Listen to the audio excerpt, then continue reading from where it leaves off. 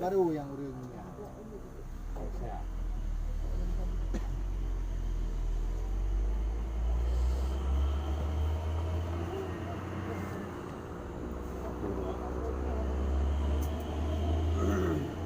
Udah, tanya Pak Bro ini. Pak Bro. Darah baru? Darah baru? No. Hah?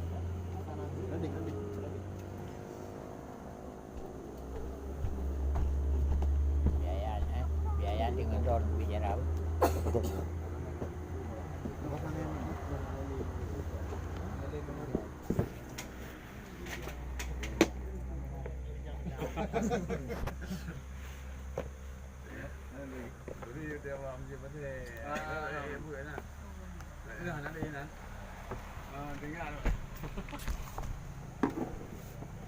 Itu orang ada ya? Kabel gitu.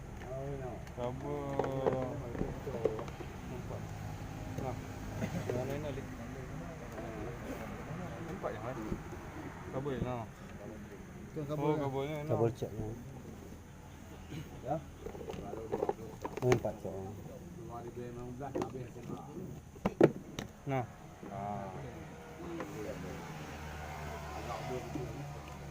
Wayarnya.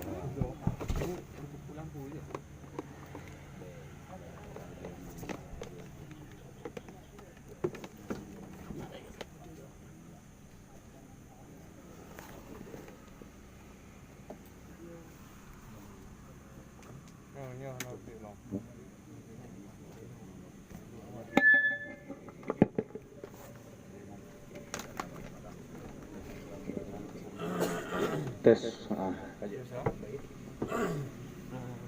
Assalamualaikum warahmatullahi wabarakatuh. Alhamdulillahilladzi a'azzal Islam wal muslimin wa azallal kufrata wal musyrikin wa salawatullahi wa salamuhu ala Rasulillah sayyidil mursalin Muhammadin nabiyil ummi wa ala alihi washabihi ajmain, amma ba'd. Puji syukur kehadirat Allah, salam dan salam kepada Rasulullah SAW, keluarga, sahabat, kerabat beliau sekalian yang terhormat, bapak-bapak, ibu-ibu, kaum muslimin dan muslimah rahimakumullah. Untuk tidak memperpanjang waktu, Allah Subhanahu wa taala berfirman dalam Al-Qur'an dalam surat Taubat, fa in tabu, maka apabila mereka bertaubat, wa aqamus shalah wa atuz zakah, apabila mereka bertaubat dalam artian masuk Islam, mendirikan salat, menunaikan zakat, fa ikhwanukum fiddin, maka mereka adalah saudara seagamamu, kata Allah Subhanahu wa taala. Maka dengan izin Allah Subhanahu wa taala, pada malam hari yang berbahagia ini, untuk prosesi yang pertama, mari sama-sama saya bimbing salah seorang dari saudari kita akan mengikrarkan dua kalimat syahadah, yaitu kalimat tauhid, sebuah kalimat yang dengan kalimat itu menjadi gugurlah kekafirannya, gugurlah dosa-dosanya, keluarlah dia dari kekekalan dalam api neraka, menuju kepada keselamatan insyaallah dunia dan akhirat, yaitu kalimat tauhid berupa pengakuan yang bahwa tidak ada Tuhan yang lain selain Allah, ma'bud, sembahan yang patut disembah hanya Allah, dan tidak ada sesuatu yang lain tandingan, sekutu, anak, istri dan apapun selain daripada Allah, hanya Allah Subhanahu wa taala. Kemudian tidak menjadi sempurna keislaman seseorang, bahkan tidak diterima apabila dia tidak mengakui kerasulan Nabi Muhammad sallallahu alaihi wasallam. Maka di sini akan kita bimbing syahadat tauhid dan syahadat rasul. Saudara bersedia untuk meninggalkan agama saudara sebelumnya dan masuk Islam dengan kerelaan dan tanpa ada pemaksaan? Bismillahirrahmanirrahim. Asyhadu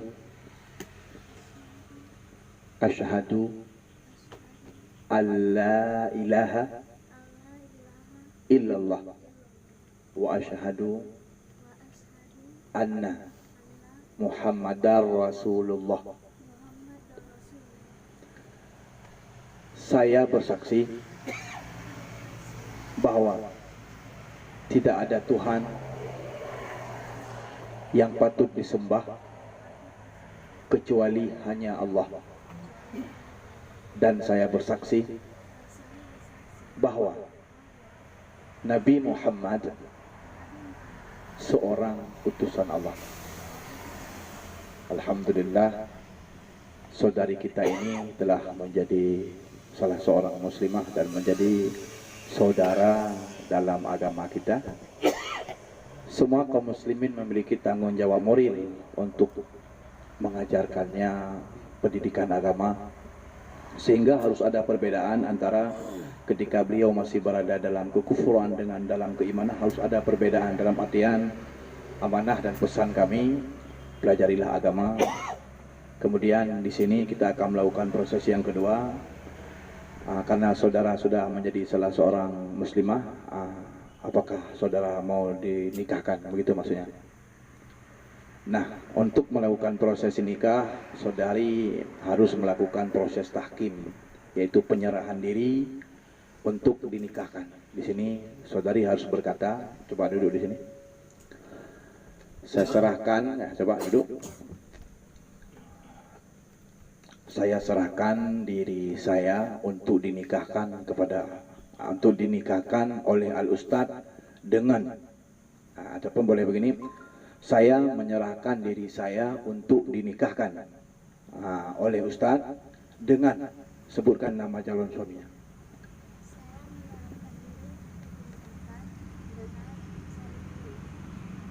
Saya terima tahkim saudari untuk saya nikahkan saudari dengan siapa?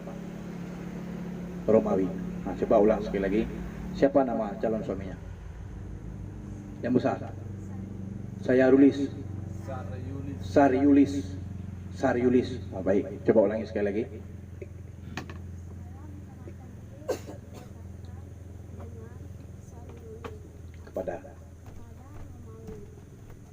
Kepada saya, kepada Ustaz. Maksudnya saya serahkan diri saya kepada Ustaz untuk dinikahkan dengan itu. Boleh.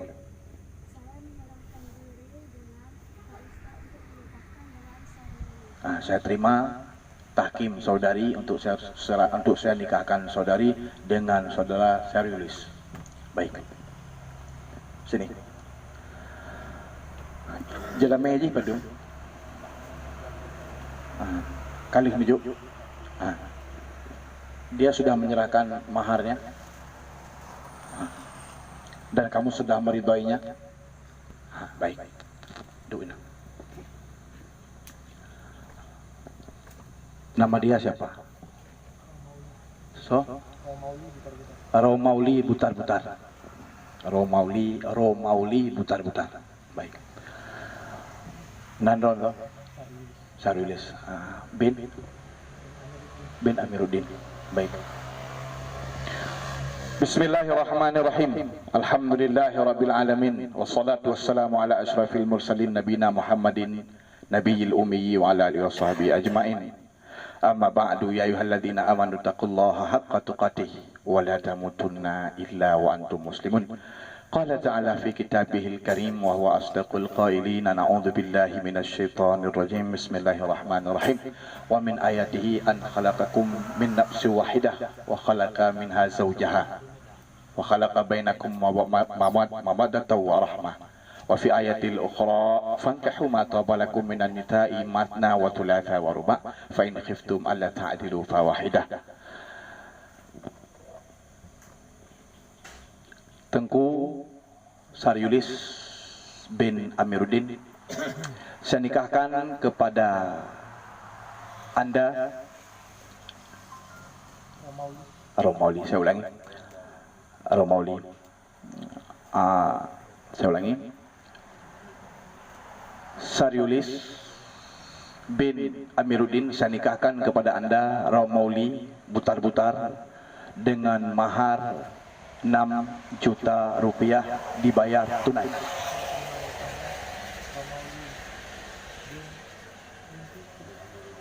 Binti.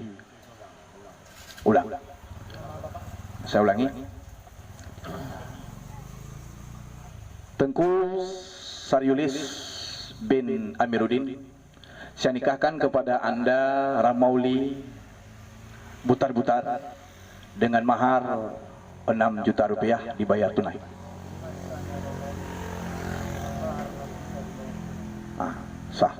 Barakallahu li wa lakum fil Qur'anil Karim wa anfa'ani wa iyyakum bima fihi minal ayati wa dzikril hakim wa taqabbala minni wa minkum tilawatahu innahu wal ghafurur rahim. Bismillahirrahmanirrahim.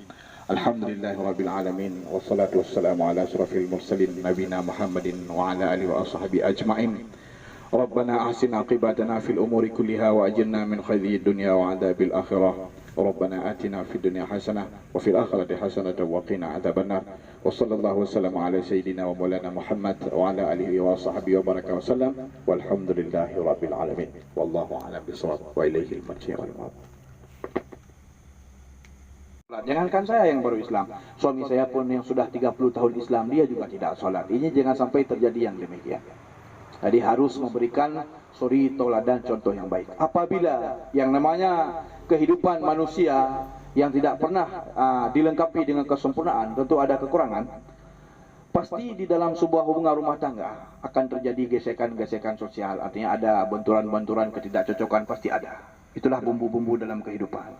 Ketika istri Anda salah, Allah Subhanahu wa taala mensyariatkan dalam Al-Qur'an yang mulia untuk fawaiduhunna, nasihati dia. Jangan pernah nasihati istri kita supaya dia takut kepada kita. Itu bukan menasihati istri. Disebutkan di dalam kitab Tafsir Munir karangan Wahbah Mustafa Az-Zuhaili dalam juz 9, ketika diperintahkan untuk menasihati istri yang salah atas kesalahannya, nasihati istri dalam artian buatlah ia takut kepada Allah. Seperti umpamanya dia bersalah, katakan kepada dia, jangan engkau durhaka, jangan engkau berbuat demikian. Allah akan menghukummu. Di hari akhirat engkau akan diberi siksa begini, akan diberi sanksi begini. Jadi baik tapi ya baik menantu kutuh dia buat kita buat takut kepada kita, tidak kita buat dia takut kepada Allah. Apabila sudah kita jalani metodologi untuk memperbaikinya dengan jalan menasihatinya, maka apabila tidak mempan, tidak ada sebuah usaha yang mengarah kepada berhasilnya tujuan kita, kita diperbolehkan ketika itu tarkul madaji. Tarkul madaji adalah inayatun antarkil jima'i. Kita diperintahkan pada ketika itu untuk menempuh solusi kedua, jangan setubuhi, jangan tidur satu kamar dalam artian sebuah bahasa metafora atau majas atau sindiran, artinya jangan mau menggauli dia. Tetapi kita tetap diwajibkan untuk berbicara. Apabila seorang istri kita bersalah, dia boleh tidak kita setubuhi, tapi tidak dibenarkan untuk tidak mencakapi. Jadi andai kata kita tidak berbicara serumah dengan istri kita, disebutkan di dalam kitab tersebut, itu kita tidak dibolehkan untuk tidak berbicara. Kita boleh untuk menghukumnya dalam artian tidak menjamahnya, tapi kita tidak dibolehkan mendiaminya. Sebagaimana tidak boleh mendiami sesama kaum muslimin atau muslimah lebih daripada kadar 3 hari. Apabila sudah pada tahap demikian juga sudah tidak ada jalan ataupun ciri-ciri indikasi berubah, diberikan tahap yang ketiga, yaitu diperbolehkan seorang suami memukul istrinya. Tapi perlu digarisbawahi konteks kata memukul. Memukul bukan menendang, memukul bukan dengan kepalan tangan, memukul juga bukan dengan menyiksa. Tetapi yang dimaksud memukul di sini adalah dorban ghaira mubarrih, memukul pada posisi anggota badan yang tidak fatal, bukan seperti ulu hati, tidak di muka, tidak pula di dada. Tetapi yang dimaksud memukul di sini adalah memberikan rasa takut, seperti memukul di telapak tangan dengan sesuatu benda yang tidak meninggalkan memar, tidak meretakkan tulang dan tidak meninggalkan luka. Jadi kalau lagi kita nyopoh, tapoh kalau itu payah bi kita kau lembiu. Bukan seperti itu. Bukan seperti itu. Maka ketika kita menganiaya, mendolimi istri kita, lalu kita terkena pasal KDLT, kekerasan dalam rumah tangga, itu bukan sebuah pasal yang bertentangan dengan syariat, tidak. Itu benar. Itu ditampung oleh syariat. Jadi tidak boleh seorang suami berbuat kekerasan kepada sang istri. Kalaupun sudah tidak ada solusi yang lain, sudah kita berikan sanksi yang ketiga, sudah kita pukul, tapi bukan memukul seperti yang kita paparkan tadi, maka apabila sudah tidak ada jalan, talliquha, ceraikan dia. At-talaqu marratani fa imsakuhunna bil ma'ruf atau tasrihum bi ihsan. Kita diberikan bagi laki-laki diberi hak talak 1, 2 dan 3. Kenapa syariat menciptakan ada 3 tahapan? Karena manusia itu bisa berubah. Apabila Anda ingin mendidiknya, membuat dia takut, supaya ada jalan supaya dia berubah. Apabila 3 metode sudah Anda tempuh, talaklah 1. Talak 1. Jangan begitu emosional udah naik di ubud-ubud, diribet. Talak lah. Tidak. Nanti anda akan menyesal. Tuhibbu asa an tukrahu syai'a wa huwa syarrun lakum. Wa asa an tuhibbu syai'a wa huwa syarrun lakum. Bisa jadi suatu ketika kamu sangat cinta kepada sesuatu, besok kamu benci. Bisa jadi pada ketika itu sangat benci, besok akan cinta, maka akan timbul penyesalan. Fa idza talaqaha fala tahillu lahu. Kalaupun kamu sudah terlanjur mentalaknya 3, fala tahillu lahu hatta yataraja'a hatta tankiha zawjan ghairah. Kalau kamu sudah terlanjur mentalaknya dengan talak 3 dalam artian 1, besok talak lagi 1, besok talak lagi 1, itu dinamakan 3.